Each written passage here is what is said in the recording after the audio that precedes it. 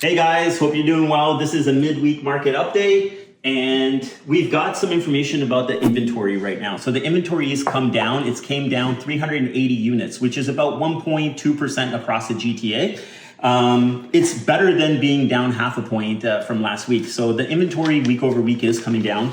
When I look at the inventory year over year, we're still up. We're up about 6,600 units, which is about 26.5% more inventory than what we did last year. It is still a better improvement. So our inventory is kind of getting closer to last year's position. But even when I look at it from beginning of this year to right now, we are still up about 17,000 units, 16,600 units, which is quite a bit.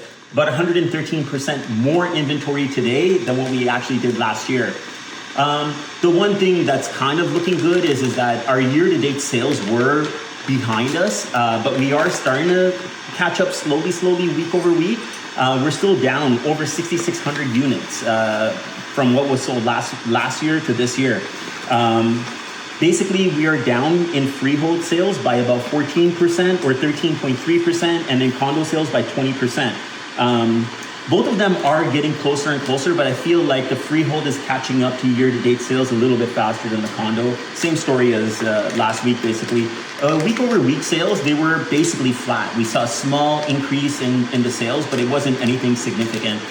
When it comes to average price, the average price has been kind of all over the board. Where we're getting the stats from, it's hard to kind of gauge week over week where things are going, and that's what I was mentioning in my last week's video. So what I did this time is that I actually pulled Pickering sales from July 1st to July 20th, just to kind of get a picture of what was going on. And I got a little chart that hopefully we can throw up over here, but it basically shows up that our average price increase, yes, that's right, we have an average price increase. It's not much, but it's 0.7%, which was about $6,000 on average selling price. There was only two categories that were down, and it kind of makes sense to me. The condo. So the condo market and average selling price in Pickering was down the most, and it was down 4.1%, or an average selling price almost $23,000. One of the reasons for that is that we have a lot. Pickering, I don't think, has ever seen this many condo units available for sale with all the buildings closing, especially Universal City 3 closing. It just flooded the inventory because whoever bought there kind of bought in 2019 and obviously had a different expectation of what was going to happen at this point here right now. And a lot of these units, like I said, have flooded the market and is bringing the average price down because there's a lot of competition for these investors that wanted to kind of dump these units. So understandably, that's down. The other category that was down was the detached homes, and that was down 1.4%. So it's nothing dramatic. It's like $16,500 off the average selling price. So the average is kind of holding steady, at least in Pickering. The other thing I have to note is that, see, when we saw the inventory increase, Pickering kind of had like less than most of the GTA. So I think that's another reason why we are able to hold. If we look at something like a Halton or Peel or even York Region, we're going to see that their inventory position is higher. And if we looked at their average selling price, we're likely going to see more of an impact on their average selling price than, say, an area like Pickering, just because of the inventory and where the prices were before. That being said, today, by the time this video probably comes out, it's already going to have been announced that Bank of Canada is pretty much going to hold the rate. And this is going to be the third time in a row that they're going to be holding the rate. Why? Because they're really scared of inflation like creeping up. I think the other thing is that, again, same old story.